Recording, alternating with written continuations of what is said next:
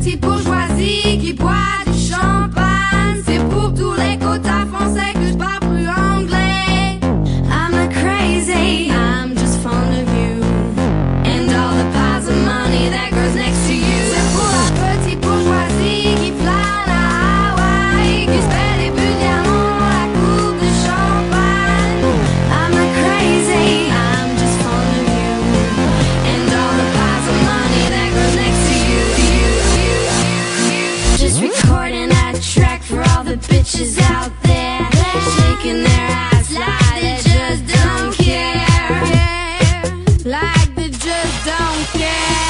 T'as passé ta vie à prendre ton temps, du fric en masque tu caches dans tes gants, craquer jusqu'aux dents, tu claques la caisse des parents, pour rentrer dans les soirées, c'est moins content. C'est pour la petite bourgeoisie qui boit du champagne, c'est pour tous les quotas français que je parle plus anglais. I'm not crazy, I'm just fond of you and all the piles of money that goes next to you. C'est pour la petite bourgeoisie qui flâne à Hawaï, qui se fait des bulles diamants à la coupe de champagne.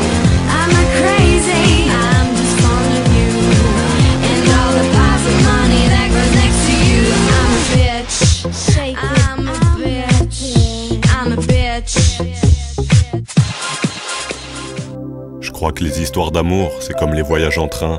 Et quand je vois tous ces voyageurs, parfois j'aimerais en être un. Pourquoi tu crois que tant de gens attendent sur le quai de la gare?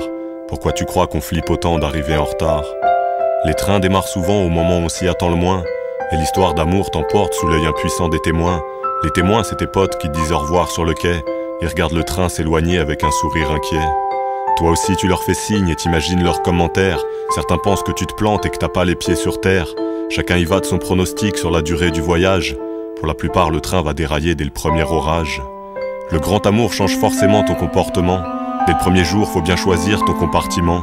Siège couloir ou contre la vitre, il faut trouver la bonne place. Tu choisis quoi, une love story de première ou de seconde classe?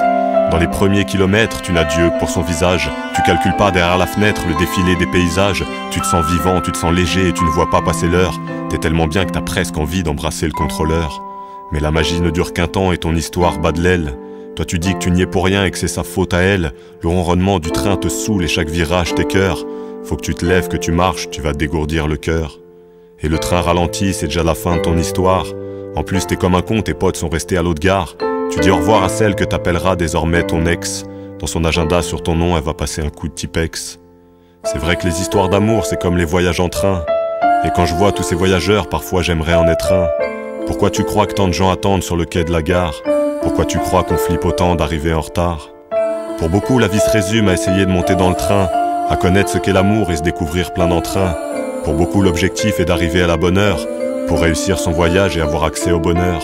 Il est facile de prendre un train, encore faut-il prendre le bon. Moi je suis monté dans 2-3 rames, mais c'était pas le bon wagon.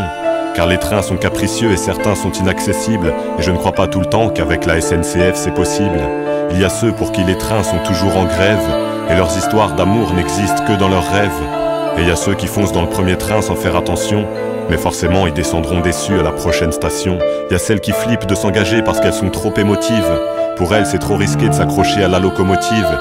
Et il y a les aventuriers qui enchaînent voyage sur voyage. Dès qu'une histoire est terminée, ils attaquent une autre page. Moi après mon seul vrai voyage, j'ai souffert pendant des mois. On s'est quitté d'un commun accord, mais elle était plus d'accord que moi. Depuis je traîne sur le quai, je regarde les trains au départ. Il y a des portes qui s'ouvrent, mais dans une gare je me sens à part. Il paraît que les voyages en train finissent mal en général. Si pour toi c'est le cas, accroche-toi et garde le moral. Car une chose est certaine, il y aura toujours un terminus. Maintenant tu es prévenu. La prochaine fois tu prendras le bus.